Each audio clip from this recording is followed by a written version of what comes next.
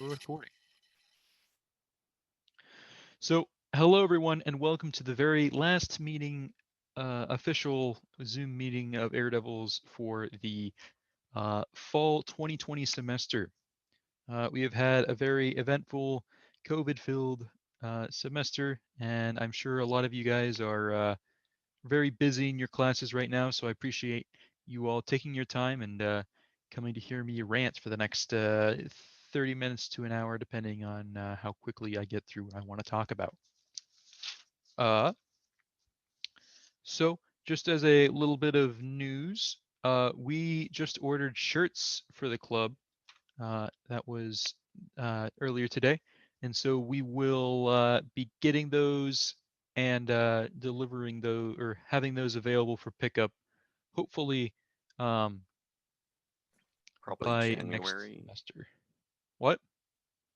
January. It's 10 days from when the payment goes through. So I Yeah. So they'll be available for pickup come January. And yeah. So that's going through. Uh, I actually will be hearing tomorrow whether or not uh, the competition is actually going to be run or not. They still haven't told us yet, but that is the deadline for them to tell us about how our proposal goes. Chances are everyone who submitted a proposal is going to have the chance to go to competition, but whether the competition happens or not, they don't know yet. They didn't know last week, and so we'll find out very soon. Uh, yes, the as T likes to expound, the dysfunction extends beyond ASU's boundaries. So, with all of that being said, at the previous meeting, we discussed the different sub teams that we're going to be organizing as uh, in order to effectively try and complete our mission while maintaining small group sizes for COVID concerns and everything else. Uh, and those sub teams are sensor sub team underneath Nitish, sensor deployment underneath Daniela, sensor retrieval under Jack, Ivan as the structures and airframe, and then Max as propulsion, and uh, Evan as the uh, propulsion lead, or Evan as the flight sciences lead. And of course, me, your wonderful president, on top of everything, making sure that nothing is forgotten and everything is remembered, which is always an interesting challenge. So, I hope you all have started to self-organize a little bit in those groups. Uh, there are the channels open on Slack, and there's been some discussion in there about the various different or what the various different groups are doing. Uh, so yeah, with all that being said, what I want to talk about this meeting is breaking down the requirements of each sub team. What do they have to deliver? Hopefully by February, in terms of getting a initial functional prototype together so that we can uh, perfect it over the course of uh, that February and deliver a final product capable of flying in March to fly in competition in April. So those are the deadlines on that. And that's only competition's only 6 months away. Not even six, 5 months away. So yeah, a lot to do between now and then. So I have a list you can't see in the bright light or my virtual background, but it has a whole bunch of requirements that I've recently come up with, and I'll put these up on like a spreadsheet or something so you all can look at it later. But I just want to inform you all what you have coming for you. Uh,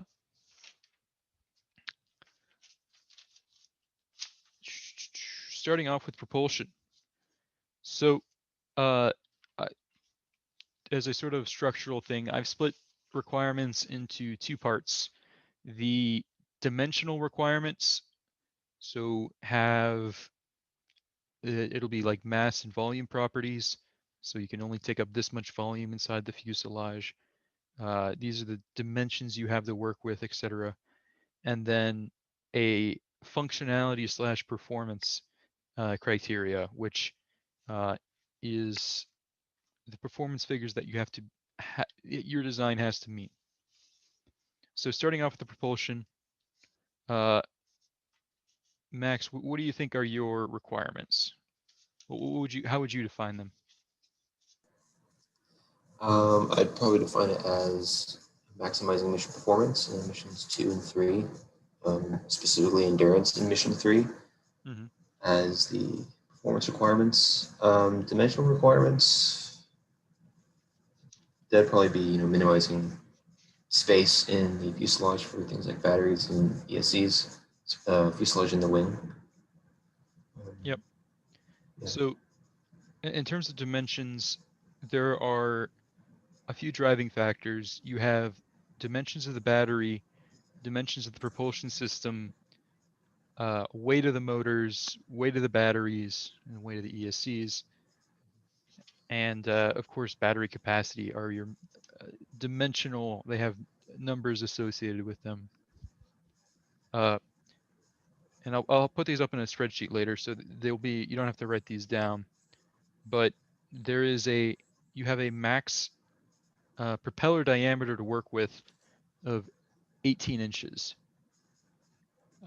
which means that with your motor sitting on top of the wing, there's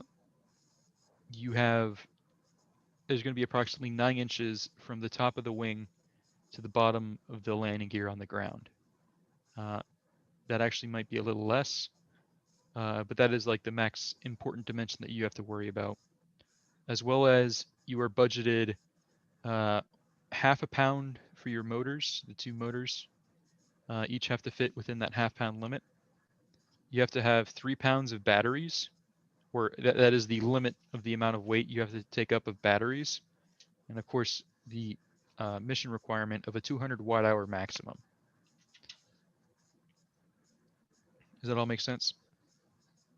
Yeah. All right. So in terms of performance, we've already gone over this a little bit, but in terms of developing the code that's able to interpret this, but whatever configuration you come up with has to have 10 minutes endurance at approximately 60 knots or whatever is calculated on the mission 3. Yeah, 10 minutes endurance with a 60 knot top speed. That is the performance spec that you have to design the system to be able to handle, preferably 65, 66 knots on mission 2, but there is less of a time requirement on that one. So yeah. And then the other extremely important parameter that you have to meet is we have to have a minimum of 12.5 pounds of thrust for takeoff. That is what enables our mission to take off within the 100-foot with 10 payloads, or however many we end up putting on there, depending on aircraft weight. So Okay. all great stuff there. So, Jack, you're next. All right. Sensor retrieval, right? Your winch mechanism will have to fit, and again, this is flexible depending on what we actually determine how much space we need, but it should be approximately a 6-inch cube. Can probably be a little bit wider, to be honest, like 9-inch by 6 by 6. Really? 9-inch by 6 by 6. That's awfully. I don't think I'll need that much. Yeah, hopefully not, because that's taking up like the entirety of the width of the fuselage plus 6 inches high and 6 inches wide. So hopefully All not right. that much, but that's about what you have to work with. Doable. And you also have 1 pound of system weight budgeted for in the design. Which again, should be fairly doable. Depends on how heavy we make whatever motor it is and all of the electronics associated with controlling that motor. Yeah, I think structure is also gonna be, well, depends on how much the 3D print takes. Yeah. So in terms of functionality, the sensor retrieval team must have a system that deploys 100 inches of tow line within 15 seconds to account for takeoff, then 10 inches or 10 seconds of flying straight, then a 5-second turn. You have a little bit more time, but that should be the performance figure that you're shooting for. Something able to deploy 100 inches in 15 seconds. That's pretty fast, but yeah. Well, that's what you have to work with. Yeah, is the same for coming up? Recovery is a Or- lot more flexible since we're able to fly as much as we want, but I'd probably put it as like 30 seconds or so for retrieval. All right, that's doable. It's also in your bowl house to ensure that the sensor remains functional before and after it's deployed, or mostly after it's deployed. So ensuring that power and signal, mostly signal, is able to be delivered to the sensor from the spinning bit is also a key functionality requirement. Yeah, keep the wire connected. Yeah. And it's also important that whatever we make, it's able to operate at towing speeds of 65 knots and not rip itself out of the airplane. So, All right. yeah. S- All right. Sensor deployment team. You guys have 8.5 by 20 inches by 5.5 in terms of width, length, and depth in the fuselage. That is the payload bay, and that is your responsibility to design that, as well as the associated mechanisms such as the deployment bomb bay. In terms of functionality, the payload bay should be able to open and close at 30 knots, as well as remain closed at 65 knots. The payload bay should open and close fully within 2 seconds, probably less. And it is also a 100% functional requirement that this payload bay works every time, including opening and closing at 30 knots.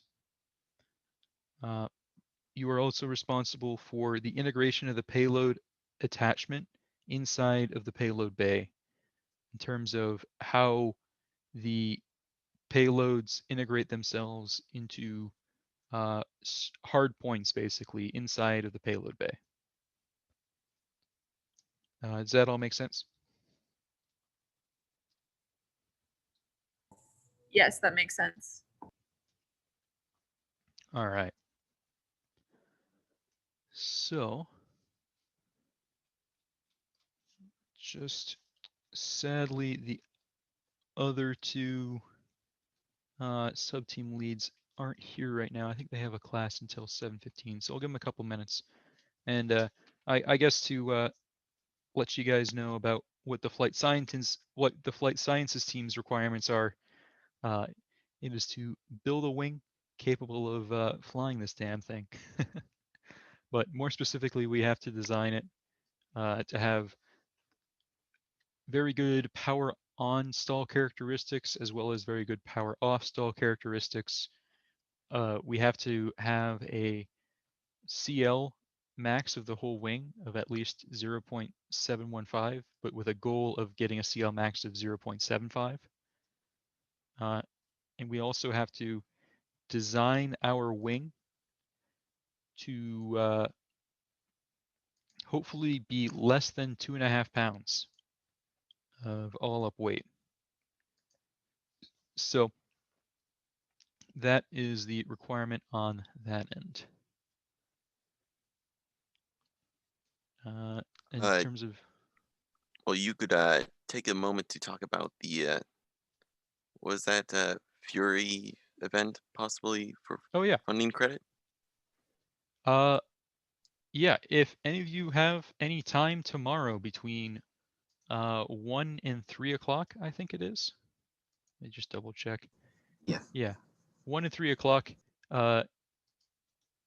Fulton Schools of Engineering is running the Fury conference tomorrow, and if you have time, you can volunteer in the name of Air Devils and operate a Zoom room where people will be able to present their Fury projects inside of this Zoom room. Should be fairly easy way of getting everything, or getting extra Dean's funding points, which allows us to do what we do. ASU is very generous in that way.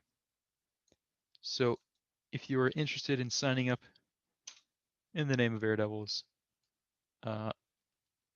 you can go into here and put in your, you can see the responsibilities as well as the host name and stuff where you actually fill out a time or area. Max, are you going to be presenting tomorrow? Yep. All right. You want to go a little bit over your project, well, I guess, while we're waiting? Give us a sneak peek. Sure. I can bring in my poster. Yeah, show off your poster. Might hastily put together a poster. Okay. Sorry for kind of putting you on the spot like this. That's good.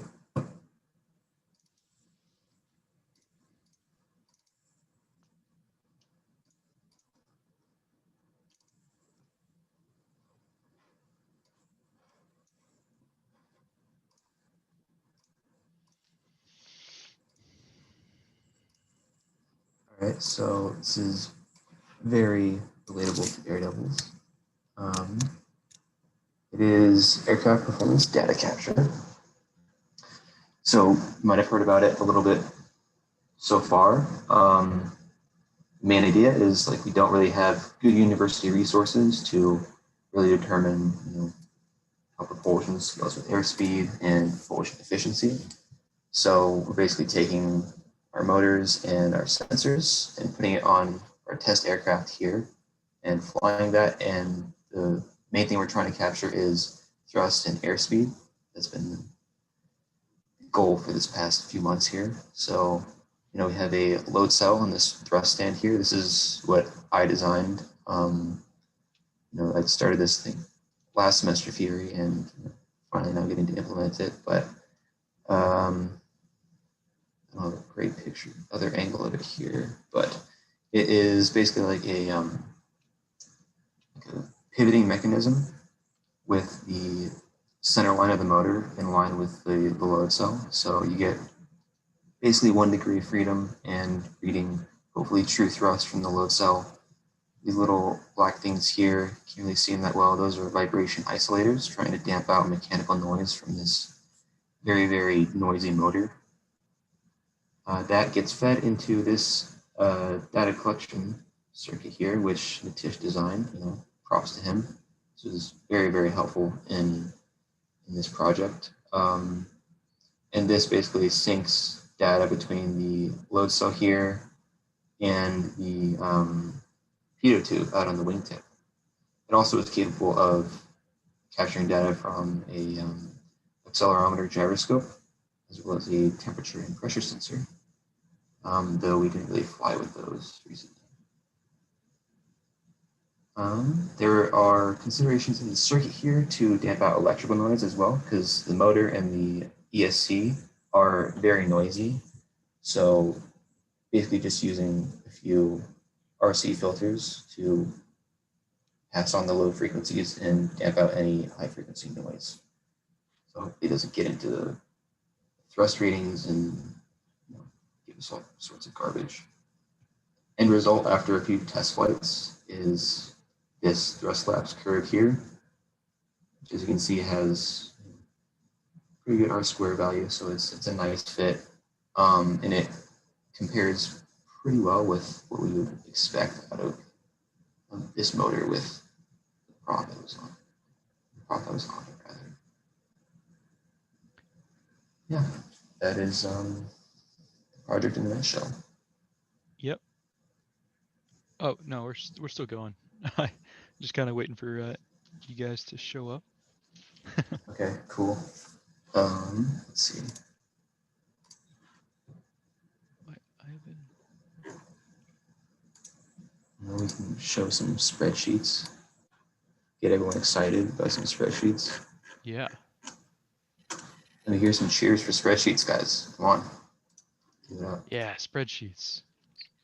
These are some really cool spreadsheets, I think. This will be most of your life. Show them the power versus airspeed stuff. Yes. So looking at, this one's more pertinent. Efficiency, propulsion efficiency, how that scales with airspeed. Why is that? I was looking at that earlier. It seems like the x-axis, like it goes through the 0 point. What? And it's not like perfectly lined up with the data. Is that? Yeah. What's with that I choice? am not sure why that's happening. It should go through the 0 point, the origin, because if you're not moving, if you have no airspeed, then your propulsion efficiency should technically be 0. Yeah, I think it would be better to have it where it has, even though it's inaccurate, have an x-intercept, so it is a slightly flatter curve. But yeah, I don't know if that's an Excel option. The R squared. Yeah, the R-squared though is still is great. really good because this is all like zoomed in on this little data set. So if you zoom out and you'll get a bigger picture, it'll look very, very close. So I'm not really too worried about that. This one, not so much. 7.5 garbage. And this is stuff that I started a Fury project many years ago, many moons. It was only like 2 years ago, I think. Maybe even a year ago. Time flies when you're having fun. That was basically trying to do this, and it's now taken until Max and Natish took a crack at it to actually get good usable data from this kind of thing. And this is stuff that we've needed since the beginning of Air-Devils, I don't know, 10, 12 years ago. But it's only now that we've been able to achieve it. And this kind of information is enabling us to actually design the airplane better. Because if you show them the aircraft performance spreadsheet, the problem in quotation marks of thrust lapse versus airspeed, and that is the devil in the details that consistently plagues Air-Devils, is that we have no idea what our thrust lapse is, so we never actually knew our top speed. But now with actual propulsion data, we have a very good idea of what our top speed is, and therefore a better idea of what our mission score is, which drives the propulsion data drives basically everything else. So very, very happy to have that kind of thing. So yeah, I guess Tish and Ivan aren't going to show up, but basically the structures and airframes, they have 8.5 inches wide of 37.5 inches long, 20 inches of which is the payload bay, 10 inches of a tail fairing, and 7.5 inches of the battery and landing gear bay. All of that and the landing gear, they have to design and integrate pretty much everything. All of the different sub-teams ultimately end up sort of colliding in the structures, as well as they have to design for a load factor of 4. They also have to make sure the plane doesn't fall apart, and anywhere they can, they should add lightness.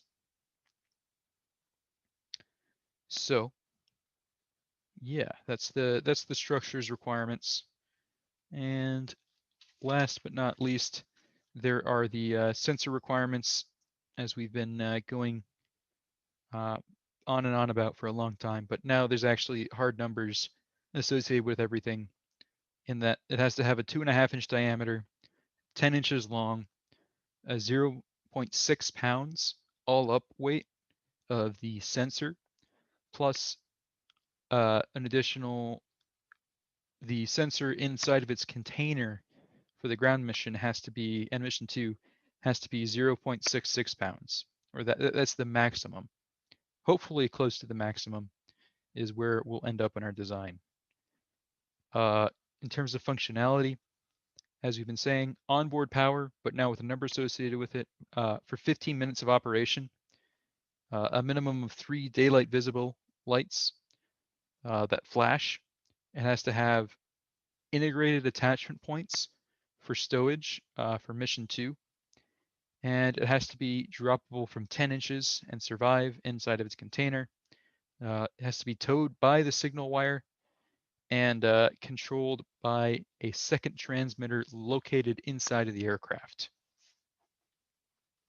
So, yeah, that is everything that needs to get done between now and February. It is a lot. So yeah, are there any questions?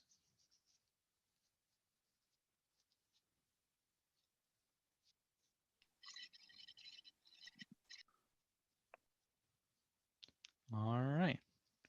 Well, that's all the content I have prepared for this meeting, pretty much. Y'all are pretty free to go. Evan, have you had a chance to look at the propulsion data yet? Yeah.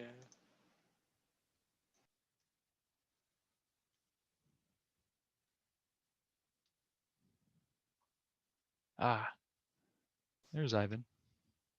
It Hey, Ivan. was an exam. Didn't Ah. go very well. Oh no. That sucks to hear. So Ivan, I got your hard numbers here for what you have to design the fuselage for. We just went over the requirements. I have a list of numbers and stuff that I'll put up on a Google Sheet in the drive later on today or tomorrow sometime. It's the one thing I'm lacking right now. But basically, 8.5 inches wide of fuselage, 37.5 inches long, of which 20 inches are dedicated to the payload bay. And so it's really 10.5 inches of the tail fairing, 7.5 inches to the battery and landing gear bay, as well as making sure all the parts fit nicely together. You have functionality requirements of designing the fuselage to an NZ of 4, load factor of 4. You have to ensure that the plane does not fall apart. That is ultimately your number one requirement. We do not have a plane if the plane falls apart. So do not allow the plane to fall apart. And also add lightness wherever possible.